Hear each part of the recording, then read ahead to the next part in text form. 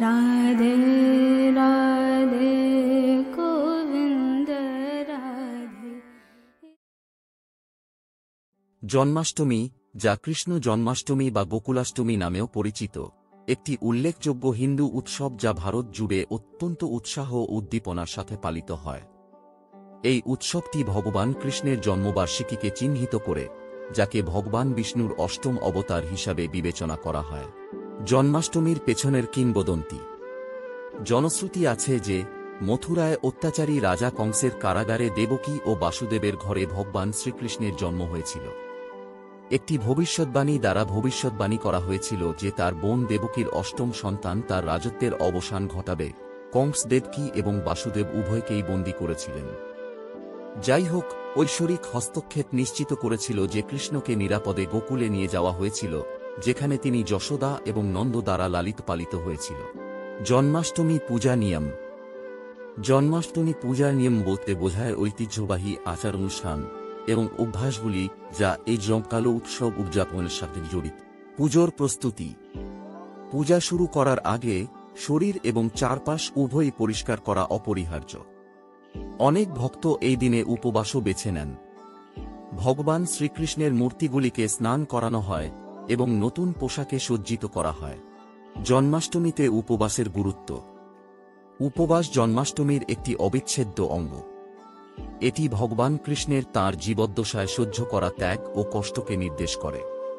এটা বিশ্বাস করা হয় যে উপবাস আত্মশৃঙ্খলায় সাহায্য করে এবং একজনকে ঐশ্বরিকের কাছাকাছি নিয়ে আসে। পূজা সম্পাদনের পদক্ষেপ। পূজা মধ্যরাতে করা হয়, কৃষ্ণের জন্মের শুভ মুহূর্ত। মূর্তিগুলিকে পঞ্চামৃতে স্নান করানো হয়, তারপর বিশুদ্ধ জল দেওয়া হয়। তারপর তারা জামাকাপড় এবং গহনা দিয়ে সজ্জিত করা হয়। ভক্তরা ভক্তিমূলক গান গায়, মন্ত্র উচ্চারণ করে এবং কৃষ্ণের জীবনের গল্প পড়ে। ভক্তিমূলক গানের ভূমিকা। পূজা পদ্ধতিতে গান একটি গুরুত্বপূর্ণ ভূমিকা পালন করে। ভজন বা ভগবান কৃষ্ণকে উৎসর্গ করা ভক্তিমূলক গান ভক্তি ও আধ্যাত্মিকতার পরিবেশ তৈরি করে। পঞ্চামৃতের জন্য প্রয়োজনীয় উপকরণ। পঞ্চামৃত তৈরি করতে দুধ, দই, মধু, চিনি এবং ঘি সমান অংশের প্রয়োজন হবে। এই মিশ্রণটিকে অনেক হিন্দু আচার অনুষ্ঠানে পবিত্র বলে মনে করা হয়। জন্মাষ্টমীর পরিবেশ। জন্মাষ্টমীর জন্য সাজসজ্জা। ফুল, আলো, রঙ্গোলি দিয়ে সাজানো হয়েছে পুরো বাড়ি। কৃষ্ণের জীবনের গল্প তুলে ধরা হস্তনির্মিত কারুকাজও জনপ্রিয়। ঝুলা ও দোলনার গুরুত্ব।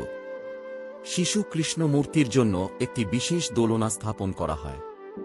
এটি কারাগারে তার রাজকীয় জন্ম এবং গোকুলে তার যাত্রাকে নির্দেশ করে। জন্মাষ্টমীর জন্য সাজগোজ। ভক্তরা, বিশেষ করে শিশুরা, কৃষ্ণের জীবনের চরিত্রের মতো সাজে তার শৈশবকালের পর্বগুলিকে পুনরুদ্ধার করে।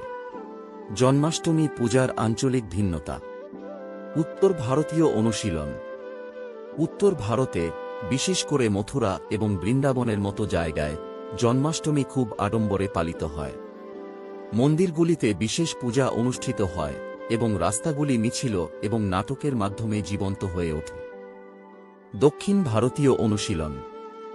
দক্ষিণ ভারতে, ভক্তরা তাদের বাড়িতে প্রবেশ করে শিশু কৃষ্ণের পদচিহ্ন আঁকেন। পূজার পরে উদযাপন এবং উৎসব।